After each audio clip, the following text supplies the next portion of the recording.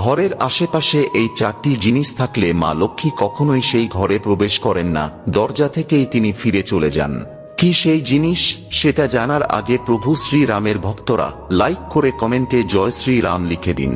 Number 1, যেসব বাড়ির মুখ্য দরজার সামনে কোনো নর্দমা বা ড্রেন থাকে অথবা বাড়ির সামনে অতিরিক্ত ময়লা আবর্জনা জমাট বেঁধে থাকে, সেই সব ঘর দেখে মা লক্ষ্মী দূর থেকেই ফেরত চলে যান।